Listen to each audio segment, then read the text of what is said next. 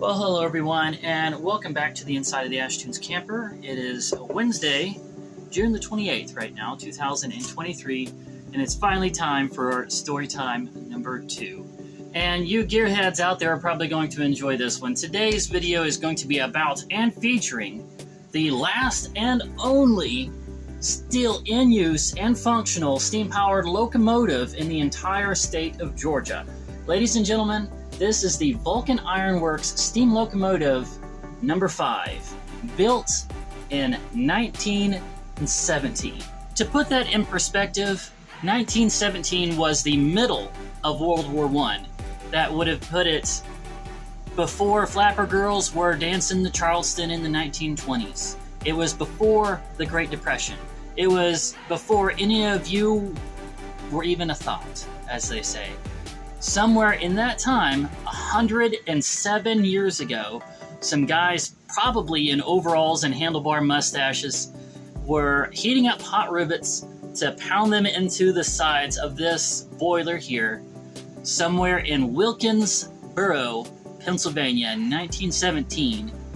And somehow, this thing still works, and it's still in use here at the Georgia Museum of Agriculture in Tifton, Georgia.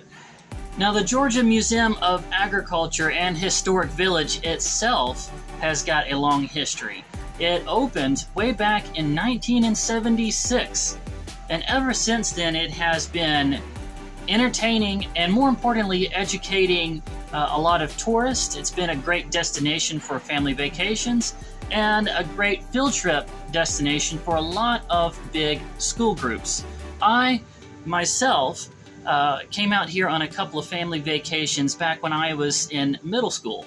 That would have put it somewhere in the 90s. Back then we called it the Aglarama. Now it is just called the Georgia Museum of Agriculture. A little easier to understand, I know, but I don't think it sounds as cool.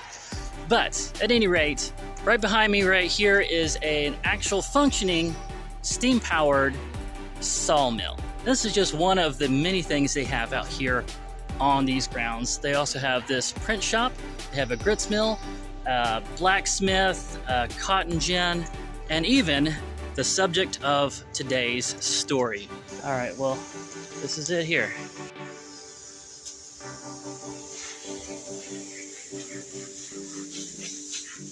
There it is. Wow. Can I step up in there? Yeah. Okay. Yeah, I got better with you here. Right here. Thank you. See, I still got 45-pound pressure on it. I run it this morning. Oh. So the Vulcan Ironworks steam locomotive number 5 chugged out and was first put to use by the Hardaway Contracting Company way down in Columbus, Georgia.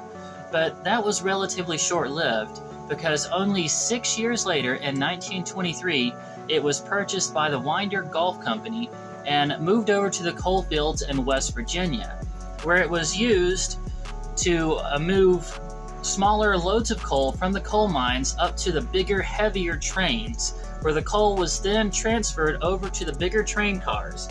And this little steam locomotive would head back down to the coal mines and make that trip back and forth from the coal mines to the bigger, heavier trains for a very long time. It was eventually retired and put on stationary display at the North Carolina Mountain State Park, where it sat for about 10 years until it was finally purchased by the then Aglarama, now called the Georgia Museum of Agriculture, and put back to use, hauling tourists around the attraction, where it is still being used to this day. Okay, so what's your name? Billy Hayes. Billy Hayes, and you're the one that do you operate the steam train out here? Yeah, I drove this morning. Drove it this morning, and it's the old-fashioned kind that runs off of coal, right? Nope. Oh, it doesn't run off of coal. I use diesel, but Runs on diesel. Diesel flows in the firebox instead of coal. The diesel flows into the firebox instead of coal. And you got an atomizer that blows on it. Okay. Bursts it up. It burns real good. Had a blower put in it. A blower put in it. Well, it runs off steam too. The steam blows on the diesel. Okay. Through the atomizer. Well, I started driving in 2007. Yeah. There it is. And that looks just like the door that you opened to spread the coal on the fire. Oh, but that is. Oh, yeah. He opened it, throw it in there. Yeah. This one was wrong coal to start with. Yeah, but now, see, that's where is the diesel coming in from? This tank right here. This is a tank. Yeah. It goes in, gravity flow goes into the firebox. Atomizer flows on it, bursts the particles up, it burns. Okay. Oh, is that diesel containers right there? No, that's chemical we put in the boiler, blow it down every day, so keep it cleaner. Blow it down. Mm-hmm. I still got 45-pound pressure on it. I run it this morning. Now it'll run all day Saturday. So I mean, how do you know what all these knobs and everything does? Well, this is the revenue. That's part of your injector. The injector right there. Open it up, you get steam coming through it. Okay. It pulls the water out of the saddle tank, goes in the boiler. I got two of them, one on each side. You don't want to break. That's the pressure that's on the over here is your atomizer, where you put so much pressure to blow on the diesel, so it will burst it up. Okay. That's the brake? Yeah, that's the brake. Okay. Right there, Johnson stick, that's forward and reverse. Forward and reverse. Throttle. Okay.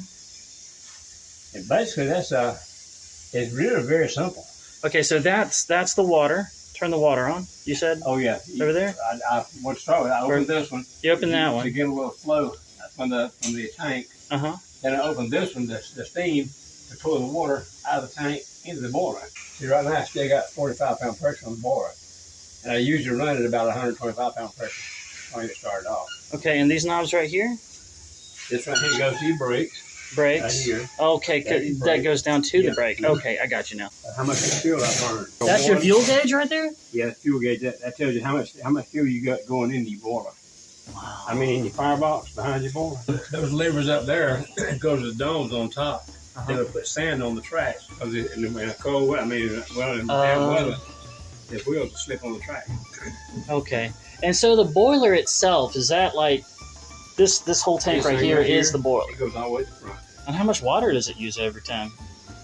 Or do you have to keep it in there? 250 gallons. 250 But gallons. you heat it up, you have to put it in all the time. You have to keep putting it in as it boils off? As it goes through the engine, obviously, you use the steam to operate the engines. Right, yeah. The steam comes out the stack, and you have to put more in. I hadn't hit record. So let's try that again. Okay, so you said this is the engine? This engine is one of the engines. I got one engine on each side. Okay, and it pushes the piston. The steam, yeah. The steam is what transfers it back. Maybe a valve right here. Transfers it back. Because there's no loose motion in a steam engine. No loose motion. You got a piston in there, one piston. Push it this way. When it converts over, it pushes back that way. No loose motion whatsoever. That means you got a lot more torque per horsepower than any gasoline or diesel or anything like that. It's just one piston. So, and we're used to, like, our big hauling vehicles now have a 8. Yeah, your V8s, and this one's only got one. But then there's another cylinder on the other side too. So they both produce about 100 horsepower. 100 horsepower per cylinder. But that's a lot more than a regular vehicle. Okay, so from coming in the morning when it's cold to where it's boiling and it's ready to move, about how long does that take? About 2 hours. 2 hours to get it started. You can do it faster, but you'll save your tubes if you take your time doing it. Oh, that makes sense. Because see, when anything gets hot like that, it swells and it shrinks and it cools off.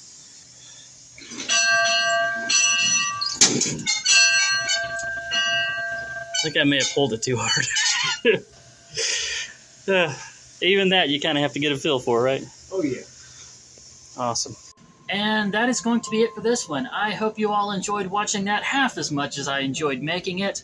Please let me know down in the comments. Are you enjoying the new format with the story times and the paintings? Even if you don't, I'm going to keep making them. This is fun. But before I go, I'm going to try a different type of outro. I'm going to read a passage from the best book to ever grace the public domain. This one's New World Translation because I think it flows a little better. We're going with Psalms 3, 21 through 23, one of my favorites. My son, may they not get away from your eyes. Safeguard practical wisdom and thinking ability. and they will prove to be life to your soul and a charm to your throat. Wow. That is just one small example of the great wisdom you can find in this ancient book. Guys, remember, no matter who you are or what you have done, it is never, never too late to get right with God. upci.org is a good place to start. And that is going to be it for this one. Don't forget to like, comment, subscribe, and do all that stuff. And I will see you again in the next one. One last question. Now, with something this old, I'm sure there's not manufacturers still making parts for it. So if something breaks, how do you replace the part? Well, we got a guy that, when he was in college at ABAC, he worked out here. And now he's a biochemical man. He's in the late 40s now. And if anything tears up on him, any parts in there, he can cast them and make them. He's a machinist. Oh, you have a machinist that just custom makes the parts as they break. As we need them, yeah.